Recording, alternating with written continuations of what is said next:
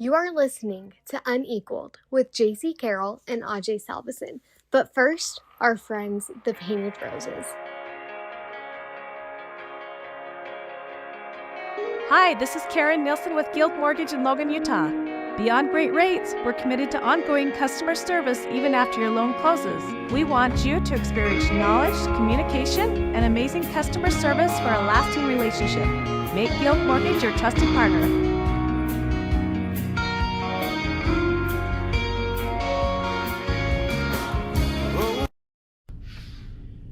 It's another edition of the Unequal Podcast. Thanks for joining us, however, wherever you're doing so. Appreciate you guys for your support of the podcast and of me, Ajay Salveson, and Aggie Hall of Famer JC Carroll. You can find us on any podcast platform. Appreciate the Painted Roses welcoming us in with their great music. Cole Stalker and Co. You guys can find them on Apple and Spotify as well. This podcast is called Unequaled. It might be as well release this episode and only this episode called the Greatest of All Time Podcast. Because of who's with us today. Not only my co-host, JC Carroll, leading scorer in school history, but also joining us on today's episode, he's a career free throw leading percentage shooter in program history. Second in points, I don't know behind who. Second in field goals attempted, I don't know behind who. Second in three-point field goals, I don't know behind who. But he's also a two-time All-American. He was also back-to-back Mountain West Conference Championship Tournament MVP. And he led his team to back-to-back Mountain West Conference championships and what should have been back-to-back NCAA tournament appearances with a few wins to a Sweet 16 with that. We can all continue to imagine that. Sam Merrill joins us on the Unequal Podcast. Sam, hi, how are you? Good, how are you? Who do you think was better between us two in college? You know what? Okay. Oh, I know what your answer is. He comes out hard and fast. You say I asked the hard questions, so you know what? I'll answer it if you answer the hard questions on the rest of this podcast. How about that? Let's have a good podcast here. Let's all get along. Hold on, I'll tell you a Let's story. be happy. Let me tell you a story, though. I'll say this. Sam guarded the best player on the other side of the court every single game, night in and night out. Is that true? That's not true. No, it's absolutely true. That's not true. You weren't trusting anybody else defensively on the other side of the court on Sam's team. Yeah.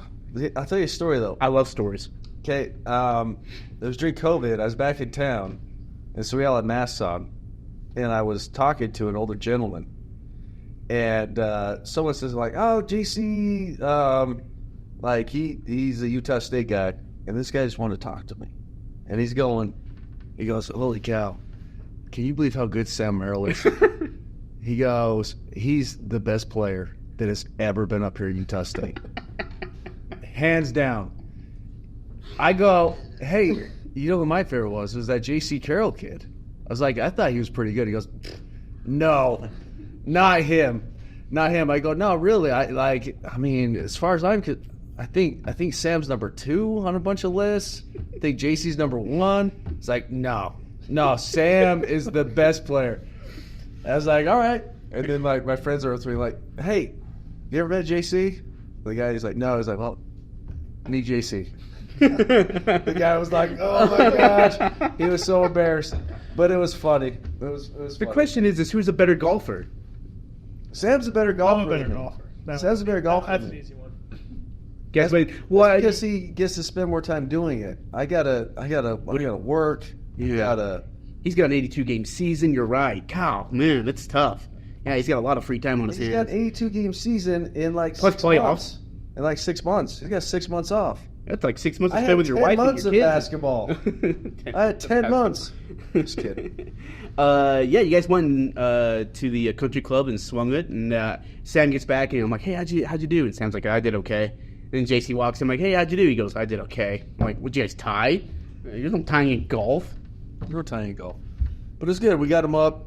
It's fun to have Sam in town. Obviously, unbelievably amazing college basketball career that he's just turned into an awesome NBA career. Like, honestly, it's inspiring. It's cool.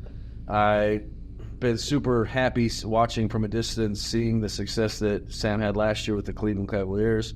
They come up on my Instagram feed. Sam gets hot again. Sam makes a bunch of shots, and it was fun because, to be honest, and not because I'm a hater, but I've just seen how quickly the NBA can write guys off And when Sam started getting into that D-League stuff, I was like, I think it might have happened. I think it might be done. And Sam needs to start looking to go elsewhere. And then he had a resurrection in it, or maybe not even that, but maybe you start there. Tell me how that went from being the D-League to all of a sudden G League, by the way. I'm sorry, the G League to being a contributor, on a good basketball team. Yeah, like you said, it's quite the grind.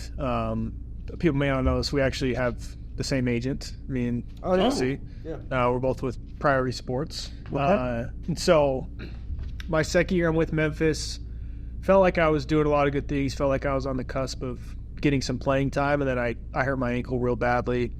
It was the 5th or 6th sprain in 5 or 6 months, so I had to get surgery on it, had to get the whole thing basically redone, got both sides redone, and got waived by Memphis because of that, and went to camp with Sacramento, thought I had a really good camp, and ended up being the last cut going into the regular season. So I honestly, I called my agent and said, hey, what does Europe look like, just in case this doesn't work out? And this was mid-October, so the season had already started, so it's not like there were a ton of EuroLeague jobs open or anything like that. But both Kieran, who's my day-to-day agent, and then Mark Bartelstein, the head of Priority Sports, they both were like, listen, I know it's been hard, it's been a grind, but like they had so much confidence in me and said, like, you're good enough, like you've proven it when you've had the chance. In the little opportunities you have had, they're like, I know this sucks, but let's go play in the G League for a little bit. Just show that you're healthy, show what you can do, and we'll get something real soon. I ended up spending most of the season in the G League, and that was hard because you have a really good game and you think you're going to get a job, and then you play poorly and you feel like you're never going to get a job. And I remember towards the end of the G League season, it was, late February, and we were playing Orlando's team. And my agent called and said, hey, Orlando's coming to this game to watch you. And we played them twice. We played them Thursday, Saturday, or something like that. And I played pretty well at both those games. And so I felt really good about that. Felt like I was going to get, either a 10-day or a contract with them. And the next day they signed Michael Carter-Williams, who had basically been out of the league, and they kind of just signed him because he had been with their team before, just as like a veteran presence to finish the season. And I remember that night I was just thinking what you were thinking. I'm like, I think this is it. Like, I might be done with this. And then the next day I got a 10-day from Cleveland and ended up signing for the rest of the season. Had a really good summer and had a good year this year. Good year this year. That's great, because as it is, and I've had the chance to talk to scouts and things like this, and their job really isn't to put more people on lists, it's to get people off lists. And it just seems like once you get off some of those lists, they don't come back and give you a second look. No matter what you do, you could be great, you could have great games, great series, and it's like, we've already moved on from him. So, good for you. It's tough. For those that don't understand, when you are in limbo and you have a great game, it is. You get high. You're like, hey, it's going to happen. They're going to want me. And then when you have a bag, you're like, oh, I just lost my shot. Yeah. It's a weird emotional roller coaster. So that's great. We can come back to talk about this season, but do you want to go back farther? I do. I want to start because Sam and what you and JC have in common is this: like, there's an obsessiveness with winning. And I've heard stories about board games with you and video games with you and with other former teammates and managers and such. But like, when did it really kick in? Was it at Bountiful High School? I mean, I think you wanted in basketball. What did you guys do at Bountiful during your time there? Won the state championship my senior year. Okay, so what'd you do your junior year? Junior year, we lost in the semis. It's a pretty famous game. Was that the Jalen Moore show? Oh, you're kidding! I didn't know that. Oh.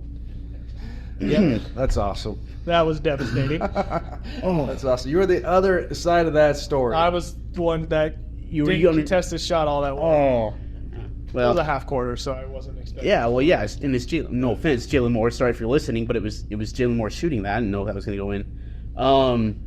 And then, so you were did you start your sophomore year, or did you play? I started about the second half of the season, so about halfway through non-region play is when I started playing more, and then got to start lineup. After your senior year in Bountiful, and you had said before, if I've heard right, and I hope I don't misquote this, but you always wanted to be an Aggie, of course. When did and I believe Stu Morrill, right, was the head coach at the time. So that whole process of you being recruited and such, can you just talk about that? Yeah, I mean, for those that I'm sure most people do know, but I grew up in Aggie, and my parents both graduated from here, and I have a bunch of family up here. My dad grew up in Logan. My grandpa, Reed Merrill, is very well known around here. Sure. I was always, up until maybe my senior year, I was always Reed Merrill's grandson, and then he told me that he turned into Sam Merrill's grandpa. So, but yeah, I was, a big-time Aggie fan. I came to all the games. I was there when you broke the record. Cool. I've told you this, you were my hero when I was a kid growing up. The way you would, I'd always watch you warm-ups and you'd spin the ball out and go into your left-right shot, and I would try and emulate that in my practices and whatnot. And, so once I started getting recruited and knew that Utah State had a bunch of interest, there wasn't really another option for me. I committed right before my junior season. Chris Jones was the one. That was Chris. Okay. And he did a really good job. Again, I don't know if I would have gone anywhere else, but he certainly made it an easier decision. And I'm, grateful for him. But yeah, signed, my senior year and went on my mission and was ready to come back and play. And I remember about halfway through the mission, my dad emailed me and said, "Hey, Stu's going to retire, so we'll see who the next coach is going to be." Was there any thought of going anywhere else after Stu left?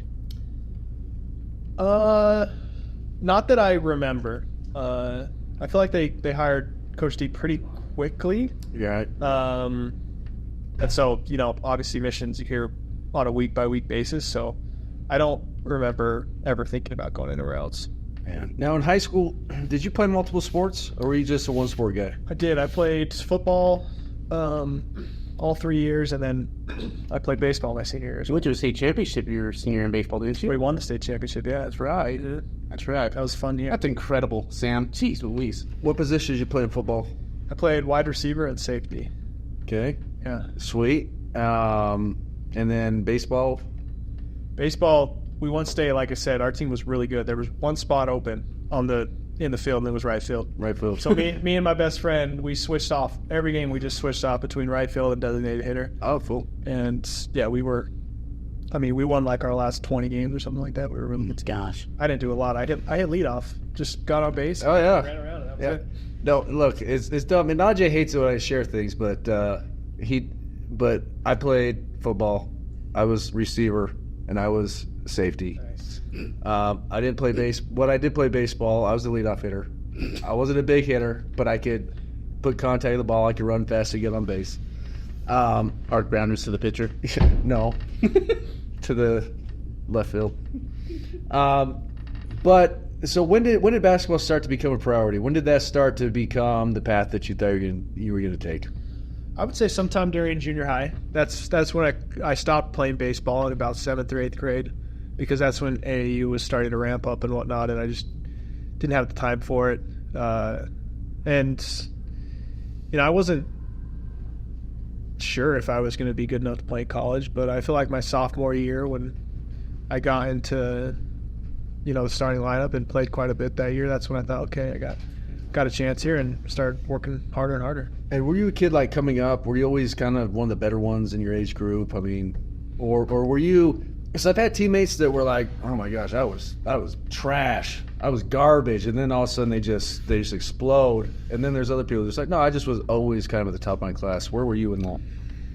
I would say I had my group of best friends growing up, 2 or 3 of them were way better than me at everything. I was not bad or anything, but they were the guys until about probably 7th grade is when basketball definitely became my thing. And they were the good football players and the good baseball players, but I hit a growth spurt I was a big guy in elementary school, and then 7th grade is when I was 6 feet tall and started playing guard, and that's when I started getting a lot better. And then, so you start getting a lot better. And was there any like conscious? I've shared my story a million times with people. There was conscious, summer workouts to try and get better. What did your summers look like as a high school kid? I want to say I had that type of, because I know all the stories about you and how you tracked it and whatnot. Yeah. I want to say I could do that. I would even through high school, like, yeah, my focus was basketball, but like if it was football season, I didn't touch basketball. And I had a couple good coaches that really helped, and Abel Porter, who everyone knows, played here with us. We played AAU together, and they live in Farmington. His dad set up a full court gym, and they've got a gun, which is it's the machine that rebounds and passes to you. Yeah. So we use that quite a bit. But there was nothing as specific as the type of stuff that you did. He's just way more naturally gifted than I ever was. There we go. Says the all-time leading scorer. He's like I would say I just wasn't as good. He's like Luka, just naturally gifted. Hey, you looking for something fun to do this summer? How about you go to Bridgeland Adventure Park, located in Garden City, Utah. Bridgeland Adventure Park has all sorts of adventures from ages 2 to 92. A 4-levels ropes course with 73 events, a giant swing, a 450-foot-long zip line, or get on a tube and head down the 350-foot slide. They're also accepting business corporate groups. You and your office want to get out of the daily grind? Sick of staring at your computer for 8 hours a day? Well, bring the company over to Bridgeland Adventure Park. Enjoy some delicious food, a snow cone, a fun time with your coworkers, and lasting memories. Bridgeland Adventure Park is located at 722 South First Light Drive in Garden City, Utah. For more information and questions, go to blap.rocks. That's BLAP.rocks. Anyway. Can I ask what you being the diehard Aggie you were, the family traditional Aggie you were to watching him play basketball? Like, I don't know if motivation is the correct word, maybe inspiration, but what did he do to you to inspire you to want to be a great Aggie basketball player? If that makes sense. No, that's a good question. I was a little young, like, what, you were 04 to 08 or whatever? Yeah. Yep. That would have been from 8 to 12, so that was when I was just a kid, just enjoying it. But all these guys, JC, Ty, Spencer Butterfield, Preston, Tyler Newbold, Pooh, all these guys, like, I just loved watching Aggie hoops, and there aren't a lot of guys like me down there. Everyone's a BYU or Utah fan down where I live, so everyone knew that I was the big Aggie fan. But like, it's just always something I wanted to do, and I set a goal at a pretty young age that, like, hey, I didn't think I could play in the NBA, but like, I know I can get a D1 scholarship, so let's work on getting that, and let's make it be a Utah State. Do you remember the night he broke the scoring record? I do. I remember it was like a back rim three, right? That bounced around a couple times, man. It was good. I was happy that went in. Did they stop the game immediately, or did they? I mean, do you have to stop out? It. Did they? Yeah. Wow. And I then had like 2 minutes of just awkwardly not knowing what to do. Like, wave, not wave, get excited, not get excited. It was like 4 minutes into the game. And anyway, I was really awkward. I'm sure Stu's like, can we just play basketball? No, looking back, I wish, like, I was just never that fan. I didn't interact with the fans much. Me neither. And, looking back, which isn't a bad thing. And that's because it's my dad's fault. My dad literally just say, look, you be humble. Yeah. Be humble, be humble, be humble. Let your playing talk. But, looking back now as an old man, it's like, maybe if I go back, maybe I would have interacted and had a little more fun, especially on nights like that. Because it was like, hey, great. I remember Newbold coming over, like, shaking my hand. I'm like, yeah, thanks. That's cool. Like, I don't know what to do. I don't know what to do with my hands. I was Ricky Bobby. I was like, what do I do with my hands? Ricky Bobby? What? Because didn't Stu have a record? Because the question was, no, like the night before, right? Yeah, the game before. So it was really cool. He broke like the all-time wins record the night before, and then I was 2 points away from that night, and my mom wasn't at the game. and she could come to the next game. I scored 29 in that game. You wanted to give Stu his moment. And I wanted to give Stu his moment, so I was you're like, hitting the side of the backboard I want to on shoot these another one. shots. So then the next night, I broke it, and then Chris Carr broke the COC's assist record a couple games later. So it was a fun year. But we don't need to talk about me. I mean, we all know how awesome I was. Let's talk about how awesome Sam I just was. remember one guy hitting a game winner on national TV. We'll get there. I don't remember it, but we'll get there. All right. So Sam, you show up on campus. What was the expectation your freshman year? Was it like, hey, Sam, I need a red shirt? You did a red shirt? No. It's like, Sam, I need a red shirt. Was it, hey, you've got to fight for a spot. The spot's yours. What was kind of the feeling on campus when you got back? Well, it all depended on that first summer and how much weight I lost because I came back from my mission. How much did you weigh? I weighed 205, but it was. What's your playing weight typically? Well, that's right now. It's 197-ish. 197-ish, but it's a different kind of weight. Yeah, I mean, I left my mission 195 and came back 205. But Where'd you serve? I went to Nicaragua. Okay. Probably 16 to 20% body fat, like. Well, And Alan Bishop, who you do have kind of round person potential. It looks like you could probably pack. I asked him this morning, like, do you work hard on your body or is this just all natural? And Spencer goes, it's pretty natural. I wasn't able to come home and be. I had to work on it, and Alan Bishop, who was a strength coach, he had me and Abel drinking fish oil every day. Oh, what? They were real serious. It was tough, but I felt like I had a chance to play. But Was there? I'm going to ask it point blank, but you came here to play for Stu Morrill. Was there a bit of disappointment or of like, gosh dang it, and no offense, because Coach Derry is a great guy. yeah, But was there a bit of disappointment in that regard? I came here to play for Utah State, not Stu. Okay. Like, I obviously loved Stu and, was sad that he wasn't there, but it wasn't so much about Stu for me. It was about Utah State. So I was excited either way. And they had, even Stu's last couple of years and then Coach Duria's first year, like, it had been a bit of a struggle. So, wanted to get things back to where they needed to go. Yeah. So your freshman year, I remember Kobe McEwen was on the team, right? Yep. I remember watching from a distance, and Kobe McEwen had a great freshman year. Mm-hmm. He would say things that I'd hear from a distance, like, "Hey, if I stay 4 years, I'll probably break all the records and this kind of stuff like that." For me, it was like, you don't understand what it takes to do that. But was it hard playing with him? Was he a good teammate? And you played as a freshman quite a bit. Yeah. But he got a little more playing time, had the ball a little more. Was that fair? Mm-hmm. Was it hard, or was it just kind of like, no, this is okay. I'm doing my job. No, Kobe was I think at the time the highest recruit that Utah State had ever gotten, and that's kind of just Kobe.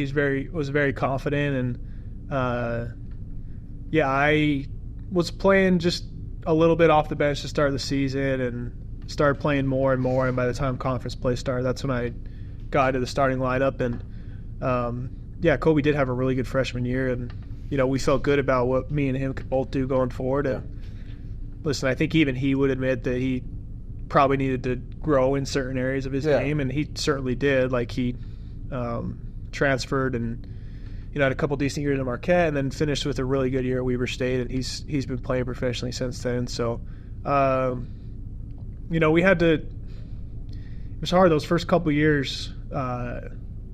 We had a lot of, whether it be injuries or the coaching staff trying to figure out like who they could trust to play, and I think that made it even harder for Kobe. Yeah. Because he had been a scorer his whole life, right? And now he needed to be a point guard, and so I think that was tough for him. But it ended up working out for both. Could you have been, by the time your junior, senior came along, could you have been the player that you became with Kobe McEwen still there on that roster? Yeah, I mean, like a legit score, like ball usage went up for you, I guess. I mean, because Kobe had the ball, like JC said, a lot in his hands. And the question is just, could you ever have been that player with him still on the team? I don't know if statistically I would have maybe done as much as I did those last 2 years, but I mean, my sophomore year, which was our second year together, averaged like 17 a game. Yeah. And during conference play, I was a 50-50-90 guy. Like, I had a really good sophomore year. We just weren't very good as a team, so it didn't matter as much. And I think Coach Smith would have been really good for him. But he obviously made the decision to transfer. So, yeah, I feel good about who I was as a player, that I would have grown.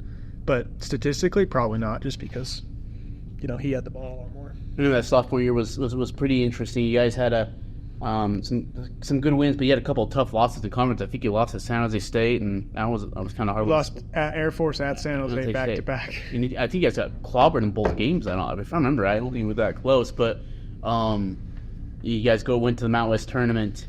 Did you hit a game winner against Boise that sophomore year? Not a game winner, but I did hit a big shot. We beat them in the quarterfinals. So that was the first time we'd made the semis. Yeah. Since joining the Mountain West. So yeah, we had some big wins, but some really bad losses that year. I think that was kind of it was the final year for Coach Duryea. He was let go, and then that process of having Duryea let go and then in limbo mode into Craig Smith. Can you talk about that whole entire transition and what that was like? Yeah, so Coach Duryea gets let go, and John Hartwell reached out to us players and said, "Hey, like, have trust in me and what we're gonna do. We're gonna go find someone." And I think, the transfer portal was a thing. Obviously, not nearly what it is now, but you were able to put your name in, because that's what I think that's what happened with. I don't know this for sure. I think Kobe put his name in, and Coach Smith got here and said, "You're either here or you're not." Yeah, not just to him, to anyone that was going to do that. And so Kobe decided, I'm gonna go do something else. We to Marquette too, right? Yeah.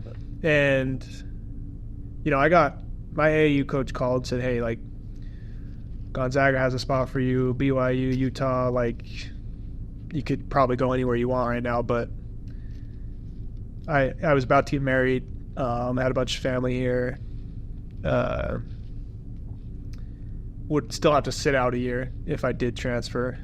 And, again, still felt like there was a lot that I could do here at Utah State. So it was never like a question for me about whether I was going to transfer or not. And then by the time Coach Smith got hired, I had one meeting with him. It was like, yeah, this is for sure. What did he say to you? I don't remember exactly, but he showed clips of like things that he thought I could do better. And he was so different from Coach Duryea. And I'm a fan of Coach Duryea. JC, you played. Yeah. Coach Duryea is great, and offensively, he did a lot of good stuff for us. But he was just very, very different from Coach Duryea, and I think it was what we needed, what that group of guys needed at the time. And we know about his energy, and I know he takes a lot of heat now. I wasn't happy that he went to Utah. Believe me, I was not happy about it. But like, don't get it twisted. That dude is an incredible basketball coach. Not just high energy, like very, very, very smart. We were always the most prepared team. We knew every play the other team was running. Late in games, we knew exactly what we were supposed to do. Like, I could just tell right away that he was going to be really good for us. I remember there was a conversation when we first interviewed him, Coach Smith, and he said, "Look, we know who Sam Merrill is, and we want him to be our guy. Like, we want him to ball in his hands, need it. It's going to be Sam." Did that kind of confidence from Coach to you translate into a lot of your success during the last 2 years at Utah State? For sure. He kind of knew where to put me and in what spots to put me and who to play with and whatnot. And my sophomore year, like I said, I had a good year, but I shot a lot of threes. I was more kind of like the player than I am now. And he saw that ability to get to the basket and play out a pick and roll and play make for others that, other guys maybe hadn't seen. And I had to lose some weight. I got up to 215 my sophomore year. That was really. I was a big chunky dude. Just for reference, I had to kind of just look up, so I had some things, and I see this picture of Sam, and he looks every bit of 215 here. He's got this round face. This round face, and looks like a chubby boy. Hey. So The ball still went in college, and then I had. I think I remember my dad making a comment like, he's got fat boy potential for sure. That was a comment he made me, but yeah, unbelievably good. Ball went in. Obviously, that's what matters most. Senior season. That junior year was nuts because you didn't go to the Orange Classic yet, right? Like That was the one in Florida? Yeah, That was senior That was your senior year, right?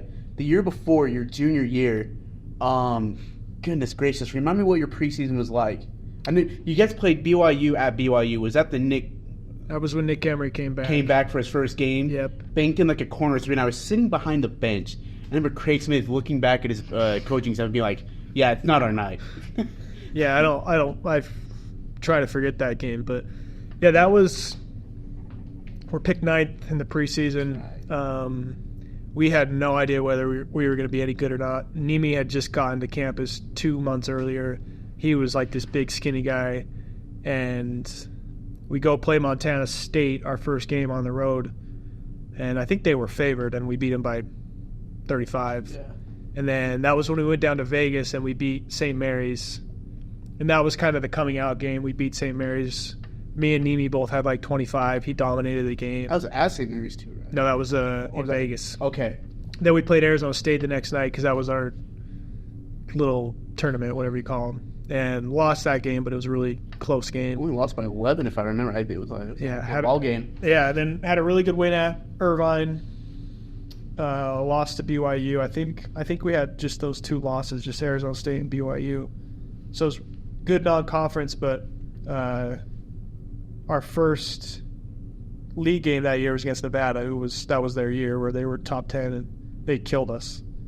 And I remember Coach Smith pulled me and Nini with 3.5 minutes left or whatever. We're down 25, and he pulls us aside, puts his arms over us, and says, "Guys, we're gonna learn from this, and we're gonna go win the league."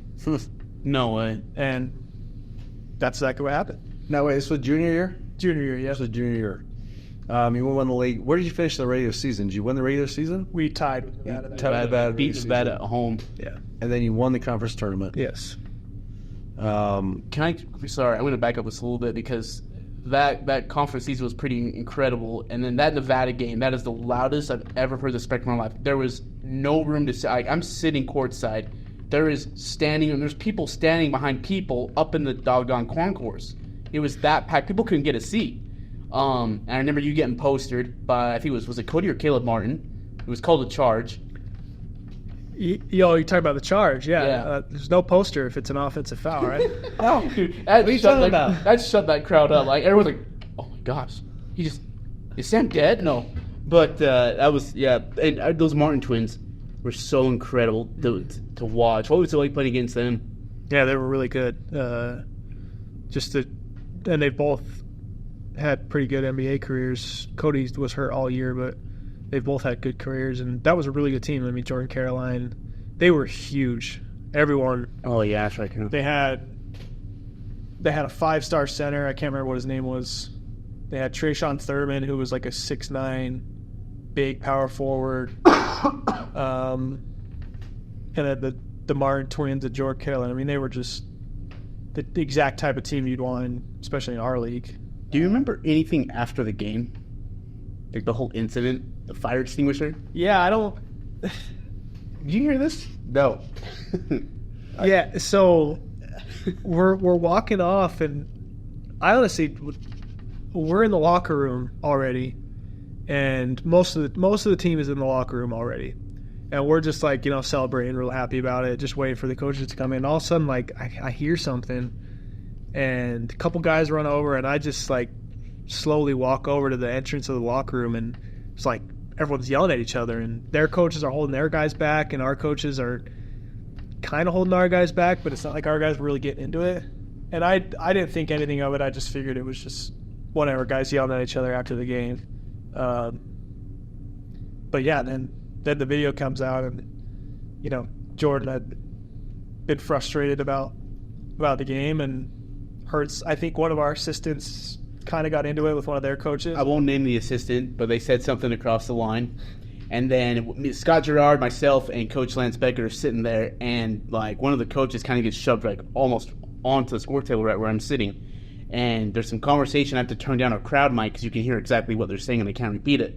But it turns into like they go up their tunnel way, and Jordan Caroline literally punches the fire extinguisher glass and breaks it. And I don't think it's been replaced yet. I think it's still broken. They never replaced it. So we call it the fire extinguisher trophy game now. And then like I heard like there's, and I don't know how much was true, but I heard someone threw a Mountain Dew can at their locker room door, and I think your strength and conditioning coach was standing in front of the door so those guys could not get in. The Mountain Dew thing I don't know about, but yeah, Coach O is a big dude. Like He's massive. Yeah, they weren't gonna do anything if he was saying. Yeah, it turned into a big melee vote. Actually, now that you mention it, yeah, the fight. I didn't know anything about fire extinguisher though, but yeah, there was a fight. There was an incident. I do remember hearing about that now. One of the craziest, yeah. And that was incredible. When you mentioned that Craig Smith comment, when he said that to you and Nimi, did you actually believe it? I don't know if I fully believed it, but it definitely was a motivating. Did it help? Like, okay, like this is not the end of the world that we lost, on the road to a top 10 team by 25. Like, it's gonna be okay. It's been okay. And then, so you guys end up winning the Mountain West tournament. And who was your drum this NCAA tournament that year? Oh, jeez. We played Washington. Keith Seibel. Okay, played Washington.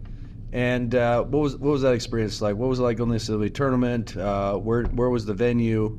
What was that for you guys? It was fun. Obviously, that was the first time since 2011, I think. Yeah. So it'd been a while, and we were an 8 seed. So that was the first time in a while that we'd been a top 8 seed, and we were excited about it.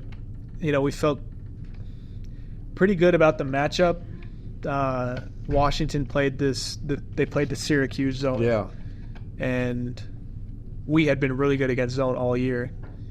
But it's a little different when it's Matisse Thybulle at the top of the zone. I remember like when we first drew him, I think you and I were in the elevator, and we were going up for your press conference after the announcement, and I said, yeah, they play a zone. And we were all thinking, Brock Miller, Sam, they're going to freaking light these guys up. Like, they ain't going to just three-point shooting all day.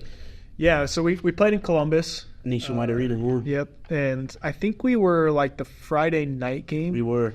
Yeah. So we had to go all day Thursday, all day Friday just watching games. And, I mean, it just ended up, we thought it was a good matchup for us, and it ended up just not being very good. It's like, honestly, like, you stand there at the top of the zone, and you had to pump fake. If you wanted to get the ball in the middle of the floor, you had to pump fake 4 or 5 times just to get Matisse's hands. I'll never forget in the first half of the game, Abel takes the inbounds pass to the baseline, dribbles to half court, and Matisse, and I can't remember the other guy, just comes screaming at him and put their hands up. Abel looked like he had soiled himself. Like, oh my gosh, these guys were long. And I remember interviewing Diogo after the game, and he was like, you can't practice length. Like he said, like you see it on the TV, but it has no comparison to what they actually look like on the court. You guys were down, I think, by 13 in the game at one point, cut it to 5 on a 3 by you to make it 68-63, and they kind of went on this run. And I know how heartbreaking it was to have to fall in that game, because I think a lot of them, including President Obama at the time, had picked Utah State to win that game. Thought that Utah State was going to win it. But like you come out of that game and you lose it. Was there a notion of, like, we keep this group back together next year, we're going to be dang good? Yeah, we felt really good about it. I mean, we brought everybody back besides Quinn, and Quinn was really important for us that year. But, we knew we were going to be top 25 going into the next season, and felt really good about it, but tried to use, that loss as, our motivation going into the next season. But it's not always how it works. We had to work through some things that next year, and I'm sure we'll get into that. Do you, can I ask what your first interaction was like with Keta? When you saw him on the court, you're like, oh boy, here's a project. I remember watching, when I heard that we might get him, I remember watching, trying to find clips of him and thinking, because there's big, you get these big European guys and you just never really know because they're playing against nobody. Yeah. But I just got the feeling that he was going to be pretty good because he played really hard. You could tell he was, skinny, but had a pretty good build and was very, very athletic. And I don't remember too much about when he got there. I just know his English is 10 times better now than it was then. I remember the first interview we did with him, people are like, I can't understand. I'm like, what do you want me to do? I can't translate for you. But yeah. He was, you could tell right away he's going to be a great rim protector and super competitive kid. Like, loves to talk trash, loves to get into it. So we knew we had something. We just didn't expect him to be that good that quick. That Mount West tournament run, being MVP, that had to be pretty cool, huh? Yeah, it was fun. It was, pretty. We knew we were going to make the NCAA tournament, but it's always nice to just win the whole thing. And just sure, yeah. What was the off season like? Going into that senior season? Yeah, sorry. I made the ESPN score of our loss to Washington. I made that my home screen going into that, just because I wanted to stay motivated and whatnot. And I thought about declaring for the draft, just seeing if I could get some workouts and see what may happen. I figured I wouldn't get drafted. I sent in the little. Did you have to do this? You send in the application. They they'll survey all the GMs and stuff and give you a prognosis on where you would go. And really, mine was 6% second half of the second round. Yeah. So I was like, okay, this is probably not going to happen. But I was still going to go try and get some workouts in. And Mark Barlstein, who ended up becoming my agent, Danny Ainge put me in touch with him, and he was like, I don't think it's a good move for you. I think, because JC was talking about, teams can turn off pretty quickly with you. It's like, I think if you win, they'd put you in these 3-on-3s, and some of these teams would have you as their last guy in the workout and wouldn't think you're all that important. And if you don't play well, they're just going to turn you off. And Logan, Utah is a hard place to come to, so they don't want to go watch you anyway. So he's like, just don't do it. Just get better this summer. Keep working at it. Make teams come watch you this next season. That'll be much better for you. So that's what I decided to do. Yeah, it worked out, obviously. But, you're good guys that have been around the game for a long time, helping give you advice. That's what they're there for. Mark, love Mark. It's been good to me my entire career. And, same thing. I got hooked up to with them through word of mouth of Mr. Ainge kind of saying, hey, this is someone that you should take a look at for sure. So I actually got to play with the Celtics in the summer league, and we got to sit and talk to Danny and tell him how much I disliked BYU as a kid. And it got worse when I went to Utah State. He's like, that's fair enough. So this always been Danny's been pretty good up here to us. Yeah.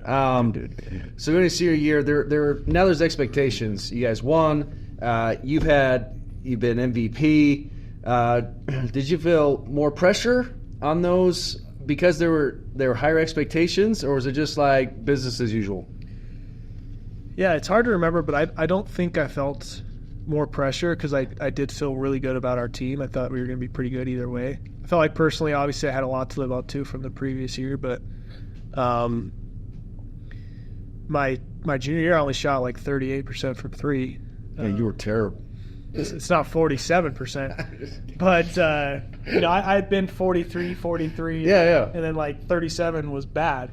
So I felt like I could shoot the ball a lot better, and I think Coach Smith did a really good job of making sure we understood that just because you get to the mountaintop doesn't mean you're going to stay there.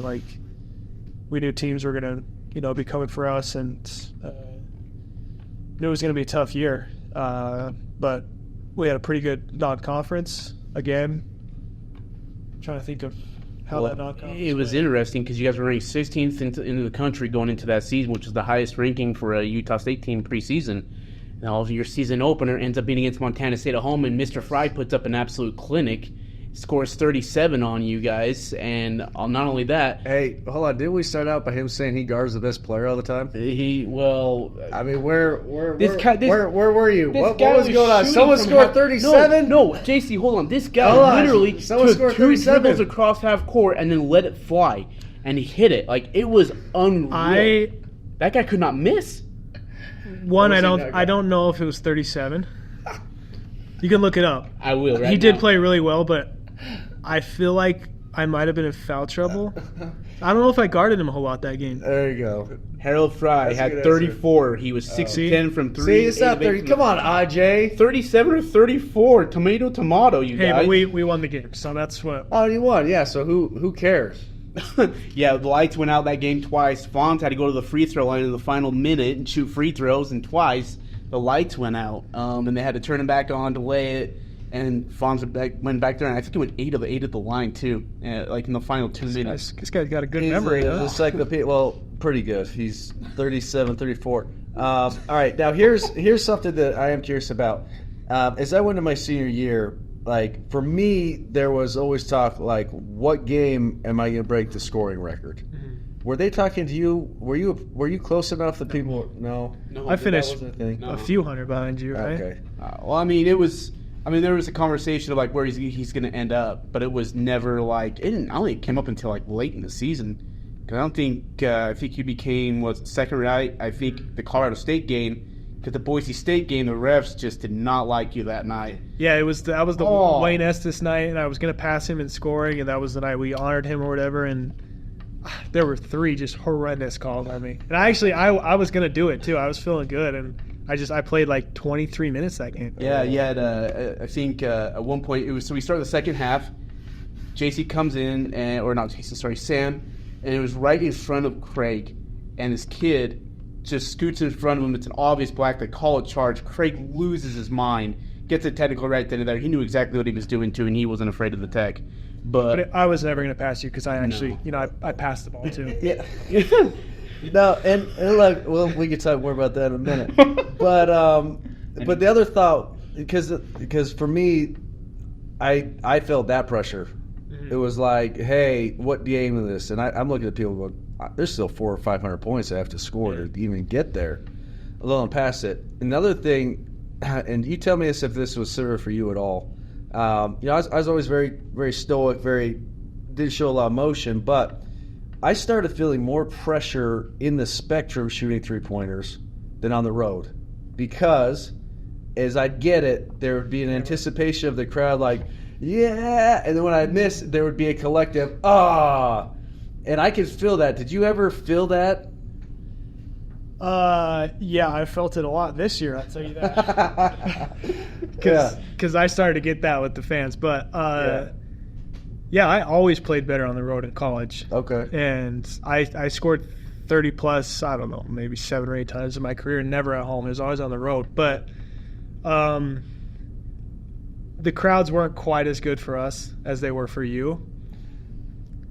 They've gotten back to that level, and they were pretty good my senior year. But I definitely felt a little bit of that. I think that's an interesting point. Yeah. So those are just things that I never thought about much. But people like I could feel the anticipation and then the letdown when I'd miss. It's like, oh crap! Like you feel like garbage. It's like, oh, I let everyone down. What was a favorite moment in the spectrum for you?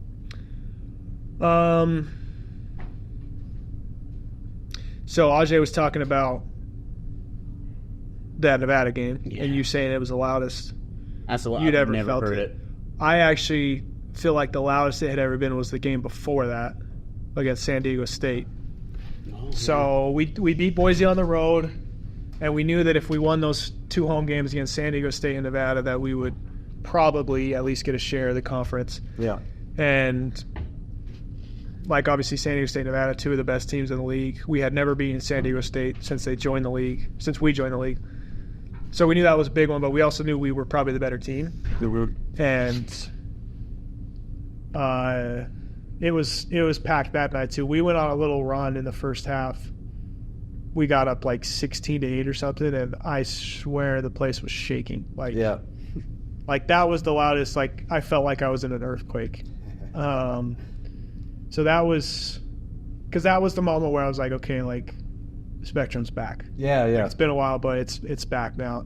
And then that Nevada game too, I scored like 13 of our first 19 points or something. I hit a 3, made him call a timeout. It got really loud too. Those were probably 2 of the cooler moments. Oh yeah, like I remember going up to the locker room with like my ears ringing. Yeah. After the games and stuff, and some of those big ones, like it is cool. Spectrum is special when it's rocking. And we didn't go game by game, but now let's talk about the shot. You know, people talk about. I've been asked before. Well, you never hit a game winner. It's like, yeah, I never had that moment. I was the one that told him that, by the way. I never.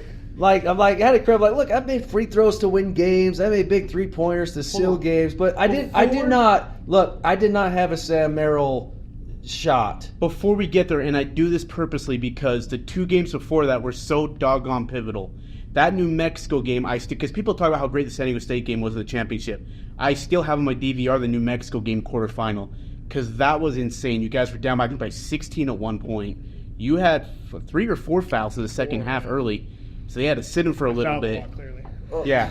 He never got the calls that you got. It was just unreal. I couldn't believe they should not have had him defending the best player. When you're not hiding. I'm sorry. Coach Smorrell was apparently smarter at this than Craig Smith. A funny way to hide JC defensively, so we didn't have him. So, I also knew I was more valuable on the court than sitting on the bench. Sam, you and I should have talked more in this time. I would have said clearly, Sam, quit guarding the best player. Sam, don't foul people. You're more valuable on the court. I would have been number 1 in minutes. It's the outside. You would have been 1-on-1 in minutes. See, I learned that. My dad had some good advice. He told me at a very young age, you're way more valuable on the court than off the court. Don't foul people. That New Mexico game, I got my 4th foul, and that was not even. They didn't even play basketball. Like, dead serious. They full court press the whole game, but like not even like a real press. It was just hunky, junky, Dory, whatever you want to call it, like running around trying to steal everything. And we sometimes struggled with that. And I remember sitting on the bench, about 9 minutes left. They're going on a little run, and we go down by like 11 or 12. And I'm literally sitting there thinking, like, wow, this is it. Yeah, their season was on the line. Yeah, you guys were on the bubble too at this time. If they lose this game, they ain't going to. Because we had just lost to New Mexico in the last game of the regular season at their place, and they Craig pulled me back in, and we were able to, come back and win the game. We play Wyoming the next night, who's last place in the league. They won like 3 conference games. God, they were on like a Cinderella run. They made everything. Yeah. I mean, it was never really a doubt. Like, we were up the whole game, but it was within single digits. It was. I know it was within 4 with about 6 minutes left. And again, my brain's so messed up. I can't remember someone's name. 4 hours later, but I can remember things like this. But you guys were up 4, and this game's still kind of iffy at this time. And about 6 minutes left, they go on this. They have the ball to the left of the elbow. Kid goes in for a layup. He looked wide open. Kid comes out of nowhere, blocks it off the backboard. You come to the other side, right elbow jumper, good, 6-point lead. And then Wyoming kind of just collapsed from them. But there's a story after this, though, that nobody knows except for a few of us. Tell us about the McDonald's 1 a.m. story, please.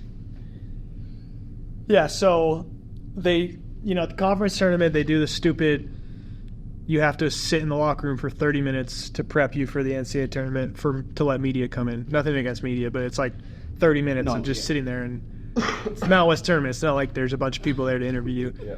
And we were the late game, so we didn't get back to the hotel till 12:30. We went straight into the film room to watch film on San Diego State and do just like a little walkthrough. And the post-game food that they got us was probably BJ's restaurant, and they would take our order. So if like we play on a Friday, we go to dinner Thursday night, they would take our order on Wednesday, just so we get to the restaurant, the food's there. And they had eaten BJ's, I think in San Diego, post-game when we played there, but I went to dinner with my parents, so I didn't get anything. And so the guy that was getting our food didn't realize that I didn't have an order. And so we're on the bus, and I'm like, I don't have any food. And we're at the South Point, which is clear down there in Vegas. And I was just starving. I didn't eat anything. So we get done with film, and there's a McDonald's across the street. And me and Nate Jarvis, our manager, we're like, okay, let's just go get McDonald's. So we walk over there. He's gipping on an ankle, by the way. The inside was closed, so only the drive-thru was open. But we walked over there, and they wouldn't let us walk through. Yeah. So we stopped a car and said, "Hello, can you get this, and we'll give you the money or whatnot." And that was my post-game meal, and we played 12 hours later. We got done late too with our post game radio. I'm driving across the street in my car, and I'm looking forward, and I swear I'm like, there's no way that's Sam Merrill walking across the street. Like, where is he coming from? Like, Still my uniform problem. yeah, you were in your jersey, you had flip flops on and shorts, and I was like, is that Sam? And there's NCAA rules, so you can't really help him out. So you're like, oh well, Godspeed. Went to McDonald's, grabbed something to eat. But then I asked Nate Jarvis later on, a couple of years later down the road, about it, and yeah, Sam Merrill, McDonald's at 1 a.m. in the morning after leading his team to a semifinal win. So you guys get to the championship. Former Skyview quarterback and Utah State football walk-on, Ted Stokes has established the #1 bankruptcy law firm in the state of Utah. Stokes Law's playbook is helping individuals and businesses overcome tough financial situations. If you're facing garnishment, repossession, foreclosure, or just overwhelming debt, give Stokes Law a call at 435-213-4771 or visit their website, stokesbankruptcy.com. Stokes Law is a debt relief agency and provides guidance under the United States Bankruptcy Code. Dude, tell us about, like, how unfair is it the 9 o'clock p.m. semifinal game, turn around, play 12 hours later against the number 5th ranked team in the country? It's so stupid. So I get why they do it, but it's horrible for even for the team that plays the early game. Like, it's not even 24 hours for them either. But yeah, like I said, you have to sit there for 30 minutes after the game and wait for media, so you're not to the hotel. And the first game on Friday night's going to start late because there's East Coast games all day, and those games go late. And then your game's going to start late, so you don't get in till, we had to do this both years. You don't get in till 12:30, and then you're supposed to play a game at 2. So I'm not a huge fan of it, but it worked out for us twice. I want to ask both of you this question. Mindset going into a conference championship game. Yours was a little bit different because if you guys didn't win, you weren't in the NCAA tournament. Mm-hmm. I felt like no matter what happened after that, I felt like you guys were in the tournament going to the championship. Or differently. No, that senior year, I felt like we had to win. Really? And I learned after that Coach Schmidt didn't think we had to. But you never know with the committee, though. Like, you're not going to guess. Yeah, I mean, obviously he was going to try and win, but like he told me after, he said, I think we probably would have gotten it anyway, but I felt like we had to win. And this was a team that was 30-1 and had beaten us twice in 2 games where we played pretty well. So what's your guys' mentality going into a conference championship game? Go ahead. Just win, obviously. Win. Like, is there any nerves though? Like, I mean, any nerves in that? There's got to be nerves. I mean, you played plenty of big games, both of you. Yeah, I mean, there's always nerves for a game like that. But once the game starts, it's honestly just like you just gotta find a way to win the game. Honestly. Look, for me in college, I mean, this was my freshman year. We played in the conference championship game and the tournament championship game, and I was oblivious to it all. I didn't know any of the consequences. I didn't know if we won. I didn't know that meant we were in the tournament. And that's just me being dumb. But it was just like, I got to go play this team. They were ranked 19th in the country, and I just got to do my job. And so there was just no thought of that. Now, I played in other championship games throughout my career where, my first year league final, I was terrible. I went in, and I was afraid to make a mistake.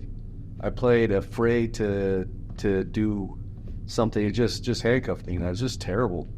My next year, we played the year league final. There was no fear. I was ready to go. It's just like, let's go do this. It's just another game on our schedule. But yeah, so I've had it on both sides. I've had the side where I just was oblivious, dumb freshman, just went in and did my job, where I made it bigger than it was and was terrible because I went in to not mess up, which never works out. And then I had the other ones where I was like, I'm ready to play. So I've had all of them. Luckily, I had more of the, hey, I'm ready to play than the crap, don't mess up stuff. Hold on. I got to get to this shot. I can't wait longer. Why? I can't wait longer. The setup is because, so important. No, the setup's Because- done. hold on, I understand the setup it. is incredible. I'm because set up. of I'm who they ready play. for answers. Okay, You got it. You're ruining the setup. go ahead. Set up the rest of it. They struggled in the first half. Okay. Yeah. You guys. I mean, it was Down a rough- 27-11. Yeah. Were you in foul trouble? No. No. Were they not Played giving 40 you? minutes that Were game. they not giving you the ball? I played. No, I started. Well, I hit our first three. Started like 1 for 6, and was like, okay. I honestly felt like I got to stop shooting. And then we got down 27-11. If I was your teammate, you go 1 for 6. I'd probably say, Sam, start giving me the ball. Stop shooting. And then we have 11 points with 3.5 minutes left, and I thought I should probably start shooting the ball and start scoring again. Good. We cut it to 10 at half and played really well in the second. Diogo hit a 3, I believe, at the end of the half. You guys got a steal off of that. He hit a 3 to. Thank goodness I had Diogo. You know, JC, I feel like if you Thank would have went goodness. 6-6 in the first time, you'd be like, you know Thank- what? thank Stop goodness. shooting and give me the ball. Oh no! Hey, just say the name Chaz Spicer. Hey, he's got some shots. He's got some shots. That's for sure. I'm grateful for that guy. Second half, you turned it on. It was incredible. You hit a couple of just. One of them was a transition 3 on the left side of the court. Like, I mean, you weren't even within your own range, I don't think, but it was just like a heat check and hit it. Yeah, you know who I thought of when I shot that? Steph Gary Curry. Wilkinson. Jimmer. Actually. Jimmer. Just because of what he did at that. Oh, yeah. Just killing me right now. Freaking Jimmer. Yeah, I would have thought of him too. I thought Malachi Flynn was great in this game. I thought it was just a show of Malachi Flynn, Sam Merrill. There was a spotlight on him. I don't even know Malachi Flynn. Wow, you should watch some basketball sometime. You'd learn Malachi Flynn, Toronto Raptors guard, really good. Thank you. Thank you. I guarded him that game, and he went like 6 for 18. Thank you. So. Well, Yes. you forgot to guard him on the last possession of the game because he nearly hit a half quarter win it. Okay, finally, JC. All right, hold on. Now something that now JC set never up. did. Now set up the last play. What was the score? It was tied. It's tight. That's right, because there wasn't a lot of pressure on Yeah, the shot. exactly. I mean, he could miss it, and technically, If they go to overtime, they lose. okay, tie score. How much time's left? When we get the ball, or when I shoot it? When there was a timeout, right? No, there wasn't a timeout. We got a rebound with Oh, you got to rebound. and you can That's right. You can hear Sam Merrill go bean bean like All right, on the radio. you guys get a rebound. How much time is on the clock? We get the rebound. 20 seconds. 20 seconds. Why was there no timeout called? Were you guys out?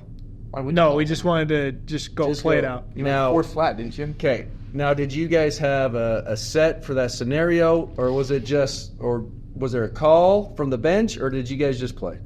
At that point, the way I had been playing the whole conference tournament, it was just give me the ball. There was no one. Craig said the same thing, like just clear it out. Everyone get to the baseline. Just give him the ball, let him make a decision. Okay, so 20 seconds. When were you watching the clock? When did you say, all right, it's time to make a move? Man, these are tough questions. They all happen so Yeah, fast. You're watching it. Was it like, hey, we're probably at 8, let's probably go? at 8 I wanted to go, and the guy guarding me was a good defender but shorter than me, so I knew I could just shoot over the top. And You said he took away a move that you wanted to use. What was that move you were going to use before you went to the step back to the left and hit it? I think I was gonna try to do the Austin Rivers between into a step back this way, and he was kind of crowding the between dribble, and honestly I probably should have done something different, but I was like, I'm just gonna be able to get a shot up here, so I just took 2 rhythm dribbles with my left hand and shot it, and it was way deeper than I thought I was. I think you're fading away, too. I mean, he was in your grill, Yeah, and he fouled you. yeah, he probably was That's in my right. way Just the space. possession before, Abel had fouled Malachi Flynn, and they called it, and he barely touched him. And Sam, on that shot, you got clocked by, I think it was like Figure or something like that, Hey. but he hit him. That's good. I don't know who those guys are. He was sleeping in Tell me about- Madrid at the time. Good. So the whole time, were you thinking shot, or were you thinking drive, see if I get fouled, see if I get fish? You were thinking jump shot. I was thinking jumper because I just didn't. You just never know with college refs Okay. if you're gonna get a call or not. So I was just thinking jumper. John And again, Higgins was the ref. I was trying to create more space, but I just didn't need it. Yeah, no, it's I no, was you 3 shot. inches taller than the guy. You're right. One of the calls I hate that they never make. They hit you on the forearm on your follow through, and nothing but net. What was that I like? went in. I just He screamed foul. He really did. No, but I do remember that moment of like shooting it and just being like, it felt like it was in the air for 10 seconds. And then, honestly, because it was kind of a tough shot, I was almost maybe a little surprised that it went in. But, I mean, when it went in, I was like, wow, this actually just went in. And then I went quickly to being mad that I He gets up. got fouled. He goes, "Where's the foul?" So how much time was left? There was 3 seconds. 3 seconds left. Obviously, they got to throw up a half court or something. Wow. And, now looking back, is that the best moment of basketball for you? Was there another one, or was that like, yeah, that's something I No, think that's definitely got to take the cake to this point. Oh, I mean, and you say throw up a half-court shot. The thing is that Malachi got a great look. Like, when that thing, from my angle, it's not a great angle. We're on the other side of the court. But when he when that went up, you're like, that looks dead on. And then it went off the back of the rim. And from where we're at, we thought it's going to bounce in. Yeah, it was just, as soon as he shot it, I thought Jalen Moore. Honestly, it was the exact same spot. I was in the same spot, and they do the whole, the team on defense can call timeouts in college. Oh yeah. There were, I think, 3 timeouts leading up to that, so it was the longest. We're just like, we just got to get one stop, and we got to sit there and wait for 5 minutes to try and figure it out. Yeah, I thought it might go in too. Oh, cool. So then, then there was nothing left of that story. You guys are champs. Then the world ended. Then the world ended. Hey, what was that announcement like? Where were you guys? What happened on all that? On our way to practice, we figured it was coming because they had already suspended basketball and baseball and everything. So we knew the tournament was coming at some point. But yeah, I was driving up to the Spectrum for practice and got the thing, and they just sent out a text, hey, let's meet, and you knew, and we met, and that was it. Would you have rather played the NCAA tournament without fans or not played it at all? I would have rather not played it at all, because we knew a couple days before that there were going to be no fans, and I was like, what's the point? Yeah, what are we doing? Because I went the next year during the 2021 tournament, and I can tell you that it was flat. There was no energy from anybody. That was one of the hardest games to watch. Because there was just nobody there. That was rough.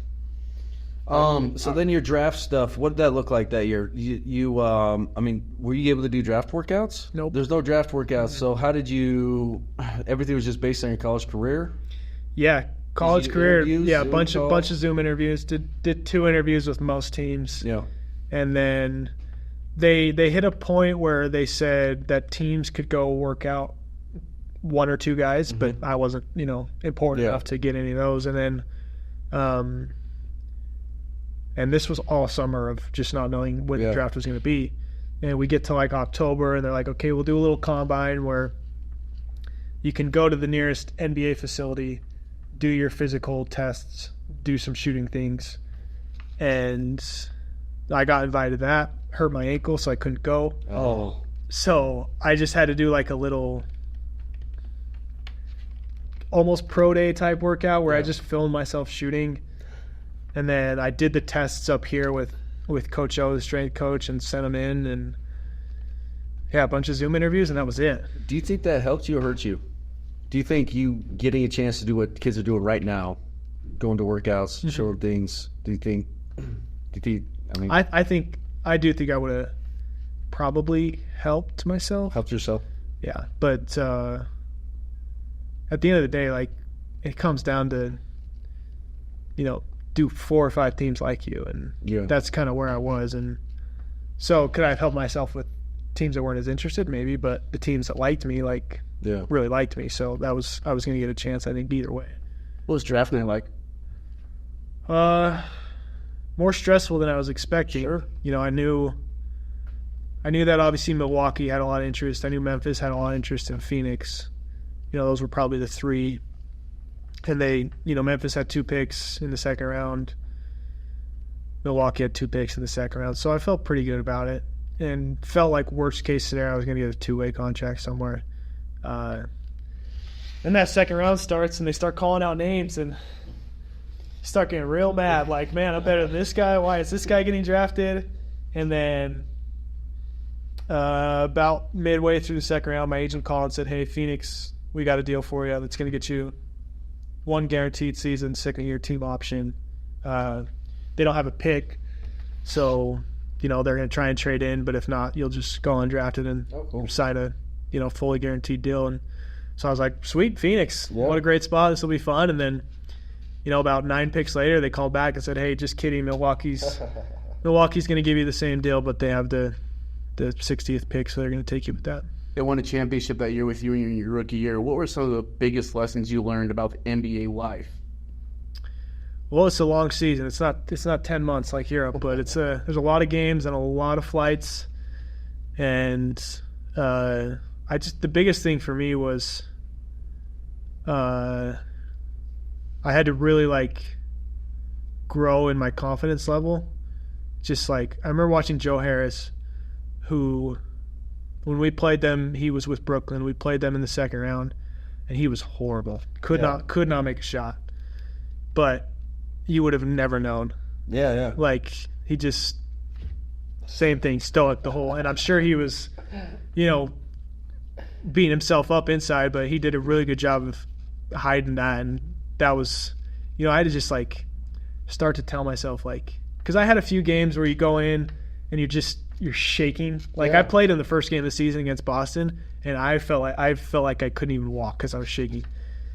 I had to just learn to tell myself you're one of the best shooters in the world. You belong here. You belong at this level. And then the professionalism that Giannis, Chris Middleton, and Drew Holiday all showed. They were just there every day, getting their vitamins, getting their workouts in.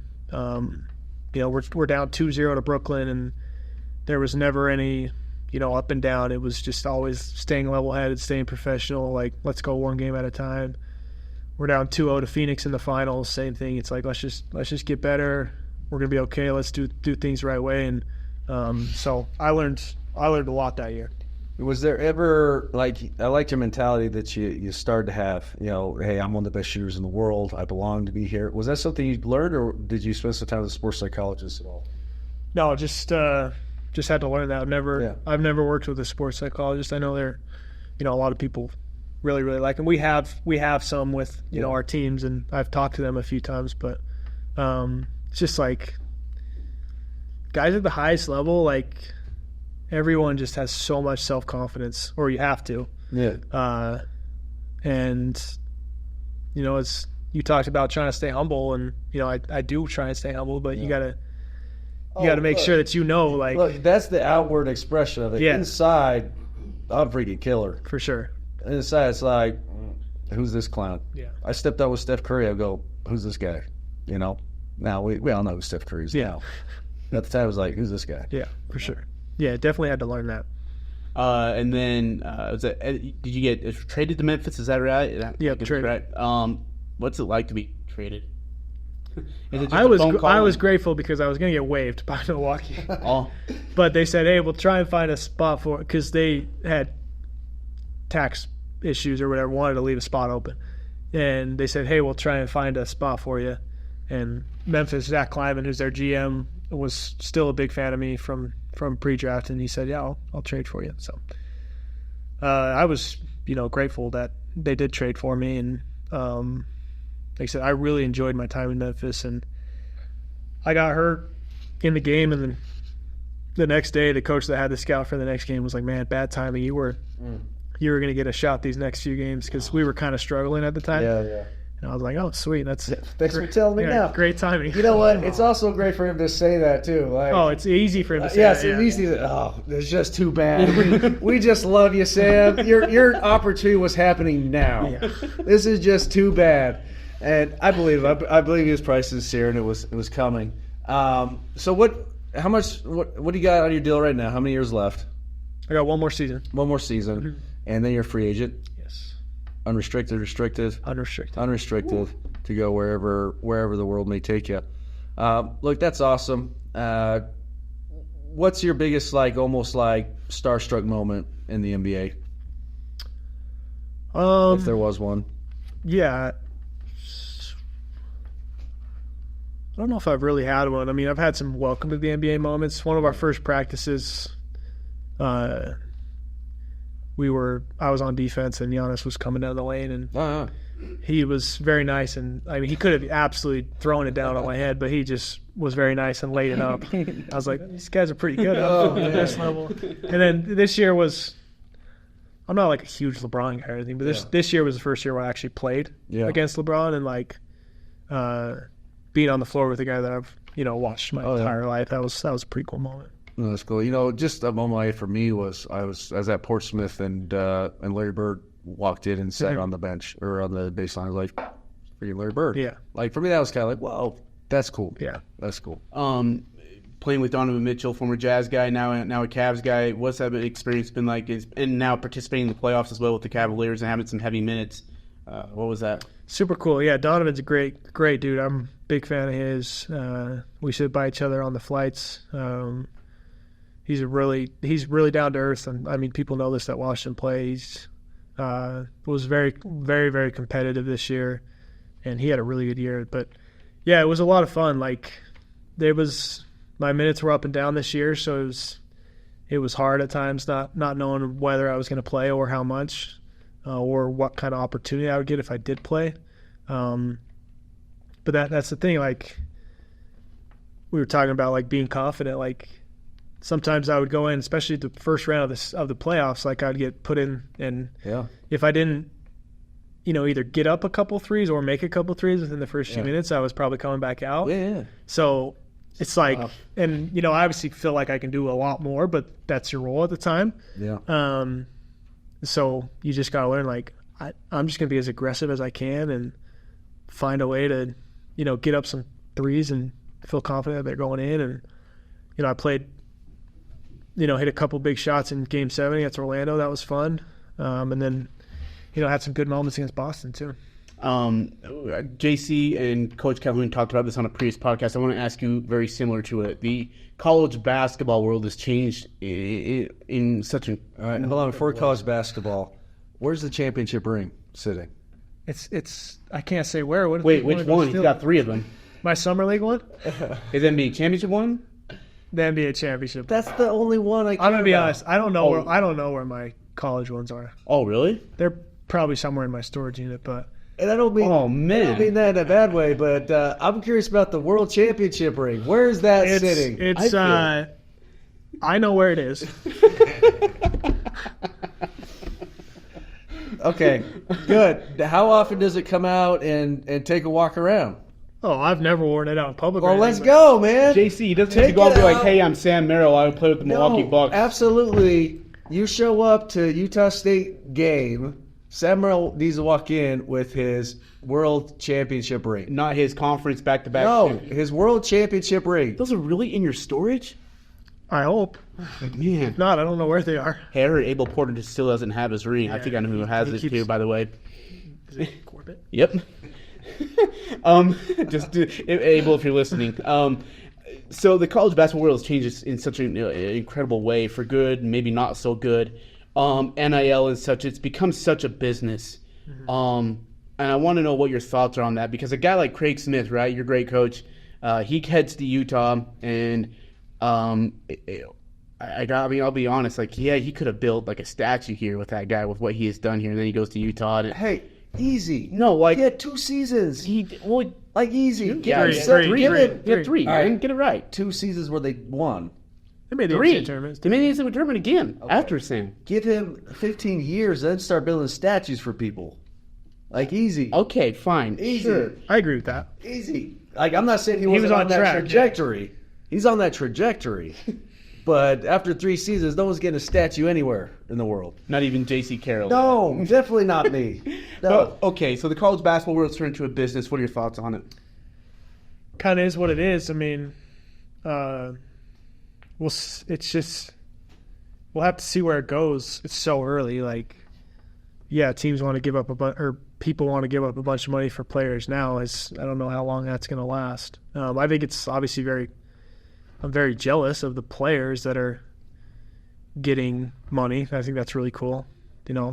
I lived on a Pell Grant and a stipend. I'm sure you did as well. How much money do you think you would have been offered for NIL? Where would you put your value at? Which season? Going into my senior year, probably. Yeah. I mean, I would have. I would think I would have been one of the top guys if I decided to transfer. So whatever that is, probably over $1 million. Yeah, Great Allsport's getting paid $2 million. So Not quite, but he is getting a lot. I just wish they would. I think it would be much better if they just got rid of the free transfer rule. If it just got back to your one transfer. give them one free transfer, then after that there'd be there's sit out stuff. Yeah, I agree. I think that would calm things down a ton. And Calhoun talks about that a little bit too, and I think that's a. But what about for coaches? Like, Danny Sprinkle comes in for one season, does great, incredible things to get into the tournament, and then he can just book it and go. Should there be a rule for coaches? Yeah, but it's not like it's free. He has to he has to pay the school what he was owed. Sure. Like, yeah, I wish coaches couldn't just do that, but Do you wish players? it's different between coaches. Do you wish and players would build legacies? Like, I'm talking to the guys who are on the Mount Rushmore, not just Utah State basketball, but Utah State athletics as a whole. Mount Rushmore. Do you wish guys would be worried about more building a legacy than chasing money, or would you understand that they're chasing money? And I won't mention names because I just don't want to. Yeah, I've talked to a couple guys that have transferred from, here and, talked to other guys, and it's, yeah, you would love if guys, because I think that's something that's really important. What we did at Utah State in 4 years, like, and the growth that we had and whatnot, like, that's really important for me. And it's easy to say where I'm at right now, financially, to say, like, yeah, I would have turned money down for legacy, but I don't know what I would have actually done if I was in that situation. Especially some of it's like, I get it for like 20, 50 grand, but like some of this is just like life-changing money. For some of that money, the 7-figure guys, like, you can't fault them at this point. Like, the school they're at has to come up and try and match it, or just watch them go and get other guys. But there are some players that are choosing to stay places. There are players that are choosing to stay here because they want to be here. They want to be part of the Utah State. They want to be a part of the legacy. But yeah, it's going to get tougher and tougher as the offers go up. Sandy, you've been so gracious with your time. I got to ask you just a few quick questions. One, I remember at Coach's show, someone asked you if you could dunk. And I remember it sounded like you got kind of offended with them too. So my question is, can you dunk? On the right day, yeah. Did you ever dunk in high school or in college? Here's my thing. Can I answer this? Google me. No. I had a stretch before my surgery where I was like, I could do like a 180 off 2 feet. Yeah. But Look at it. I'm 2.5 years out of surgery, and I still can barely jump off my left. Really? Like, I can jump, but I can't get the full extension. Yeah, you could. So, I can occasionally jump off 2 feet, dunk off 2 feet if I feel good. But I feel like you gave me the same glare you gave that person who asked you the question. Of course this guy could dunk. Hey, here's a question I have for you, Ajay. Can you dunk? No. Because we know that answer. Give me a Fisher-Price move. Oh, yeah. No. All right, look. Mount West tournament, 20 seconds left. The score's tied. We're playing San Diego State. Okay. You have your two wings are Sam Merrill and J.C. Carroll. Okay. Who do you give the Sam, ball to? it's not even close. Wow. Why? Absolutely. Sam was incredibly reliable as a shooter. And Sam had the confidence to just, I felt like you would have to create 10 feet of space to let it go. Sam, the guy was in his grill and he would still let it go. Has he ever seen me play? Yeah. Have you ever seen a game? I Googled you. All right, listen. I respectfully agree, but for different reasons. Okay? He would make it? Because you had a couple putback dunks, right? Oh, yeah. There you go. You could do that just in case. No, because here's the thing. Like, Sam did get the chance to have the ball be more of a playmaker. We got the ball in Sam's hands to make the right play. If it's Sam shooting it, that's the right play. Now I'm drawing attention somewhere else on the other court. I'm creating space for him. But if Sam gets a double team, he's gonna make the right play. Yeah, but if they double off Ajay, we're in trouble. If you double off Ajay, we're all in trouble. I'll let it fly. We're all in trouble. Okay. You're right with the answer, but your reason was completely off base. I don't know. I watched plenty of film, and I saw him play in person. I'm telling you, Sam. So let me ask you this: I agreed with you. 3-point contest. You two go at it. Who's winning? I think he might be better at 3-point contests than me. Well, yeah. What are the shots? It's just 3-point contest. Well, let's go five, both corners, the wings, and analysis straight you away. had of my shooting was wrong. I made contested shots. Yeah, I elevated. Sam, you don't have to. No, I elevated feel and I like shot over he's people. fine. Like that's the truth. But in the 3-point contest, I think Sam's tough to beat. Okay, you I guys, really do. I want you to pick. You're on the court. Give me 4 other Aggies that you would pick for your team, past, present, deceased, or alive. Give me your 4 guys that you would have start with you on the court. Okay, well, I would take Jay. I would take Nini. I would take... Is one of us playing point guard? Or do we have to get a point guard? I shouldn't have let you guys pick each Look, other. That was you did- shooting in the first place. I mean, look, like you said, let this guy make decisions. Great assist-to-turnover ratio, like great decision maker, not selfish. Like, believe me, I got mad respect for what this guy does. I know this isn't a sexy pick, but Quinn was one of my favorite guys to play with. Great screener. Great, We had one of the smartest players he ever coached. Great chemistry, super smart. So I'm taking Quinn, and then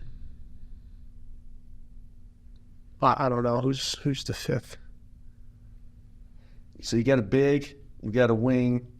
Quinn's like a 4. Quinn's like a 4. So you You got guys your are 5. big. Yeah, you and Jay. Yeah, sorry, Ty, Spencer, Yeah, Gary. you either got to pick a wing or a point guard now. You're either playing wing or you're bringing it up. What is Wayne Estes was like a wing, right? There you go. Yeah, Yeah, Wayne Estes, good answer. there you go. That's a I was a safe cop answer. out too. Felt like. All right, JC, what's your team? Look, I love Ty Wesley. Like, that dude goes to work. But Nini is such a rim protector. I play with this 7'4" guy. He makes a lot of things easier. He makes a lot of things easier. Because you can play defense, or like, oh, he's got it at the bottom of the. Because we push everyone to him and say, make a play. So you, Nimi. well, look, I need my front court now. I need my guards. You sure And so I'm one of the guards apparently. So I'm playing with them. Mm-hmm. Look, Sam and Tony Brown. Or I put Sam and I get Chris Clark to run point guard for us. Okay, Chris Clark does That's this. 6 players. I said 5. Are you giving it to Chris or Tony? Chris gets it. Wow, over Tony. Yeah. I got a shooter. It's true, you do. I don't need downtown. I don't need downtown Tony Brown with this group. I need this guy that goes yak, no look. Like, he would love playing with Chris Clark. Fair enough. God, that would have been a tough team. I don't know who Yes, beats that whose team wins actually? I don't know who beats that team. Who, you guys? Like he's got Nini, Quinn. Actually, it's a pretty good matchup. But I replaced Ty Wesley with Quinn. I mean, I don't know Quinn very well. Well, Ty's going to get ejected in the first 30 seconds, probably elbow his That's in the a face. killer. Yeah. And then Chris Clark running point. Griff, we got Wayne Estes over. You do I got was Wayne. gonna You say, do got Wayne. I you got forgot guys he to had be Wayne. top 3 pick in that I big forgot draft. he had Wayne. 2 last questions for both of you. One of them here, Aggie legacy. Like when you guys have built, like I said, the Mount Rushmore of Utah State athletics. Sam, can I ask you, like, do you have a chance to just go back and appreciate what you did for Utah State University? You put itself in an incredible map. I don't think quite that highly of myself, but I am very grateful for what Utah State gave to me. Obviously, me and my wife up here, some great friendships, like being able to live out my dream, and hopefully we made people happy for a couple of years there, and then hopefully there's more to come, whether it's being involved with the program or the community or whatever. Like every time I don't come back to Logan as much anymore because my in-laws don't live here anymore, but every time I drive out of that canyon into the valley, it just feels like home for me. So it's a place I'm very grateful for. How did you and Canyon meet? I never heard this story. She played soccer, so we were in the Yep. freshman connections athletics class or whatever, and I didn't meet her there, but I noticed her and had a friend that knew her, so he set us up. What was your first date? It was Valentine's Day. Me and a buddy, we did a double date. We made steaks and watched it was Twilight or something, from the stupid movie. Sam, I know you don't think too or as highly of yourself as maybe the rest of us do. There's only one time I've ever cried in radio, and that's when you checked out of the game for the final time as a senior. I mean, you're sitting there at courtside, and your job is to be not like just robotic, right? And I see you check out, and I lost it. From the bottom of my heart, I want to tell you thank you for everything. In fact, I remember the night before the Boise game, I was supposed to do an interview with you, and 3 questions in, I froze, and I forgot the question. And we literally sat there for 15 seconds in silence because I couldn't remember my question. You didn't argue, you didn't complain, you didn't walk out on me, and you probably had every right to do any of the 3. Yeah, I've never felt so bad. Sam, you did everything with class, and you're one of the most, just one of the best people I know. Thank you for everything. I appreciate you. And I know we're being recorded, so you can't see the tears in Ajay's eyes Shut right up, now. JC. He's getting actually emotional. He's been looking forward to talking to Sam since last December when we thought about doing this. Sam's been so. Yes, Sam. Thank you for being so gracious with your time. Thank you for all the success you're having. We hope you have so much more success. Congrats on an awesome career at Utah State, and yeah, we wish you the best. Yeah, for sure. Thank you again. Yeah, thank you guys. All right, Jason Carroll, Sam Merrill, I'm Aggie Salvesen. Thanks to Gil Mortgage letting us hang out with them for a couple hours, and appreciate y'all for listening. And it's been an episode of Unequaled. It's been such a long time. Oh, I think I might have made. You're looking for the best place to grab yourself a pizza and, of course, entertainment? Look no further than Ruby's Pizzeria and Grill at 795 East, 1400 North. Ruby's Pizzeria and Grill has your salads, delicious pastas, creative pizzas, all that including watching some good games on TV with your buddies. Ruby's Pizzeria and Grill also has a Thursday through Saturday 9 p.m. to midnight menu. That's right, 9 p.m. to midnight, Thursday through Saturday, you get the delectable items. Our producer, Adam Lurcher, and myself went there, while Adam had the chicken fingers. So I had this beautifully made gourmet hot dog with a delicious pretzel bun wrapped around it. Most importantly, Ruby's Pizzeria and Grill has the best customer service. Their employees were there to take good care of you, led by their manager, Thad Willis. So stop by Ruby's Pizzeria and Grill and let them know that the Unequal Podcast sent you there. 795 East, 1400 North in Logan. What a way to waste your day. All them things I've been doing wrong and put aside when I said I'm gone, but my day is gonna come. I know you're not the only one. Sometimes love means moving on, but my day is gonna come.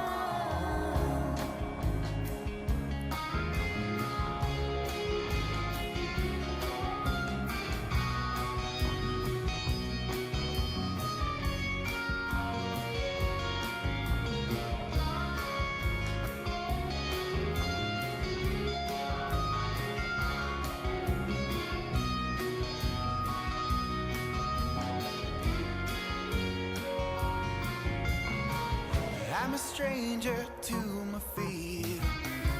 My hands they shake the drink. Now I'm stumbling down your street towards another neon light. Oh, your memory never fades. It's sharper than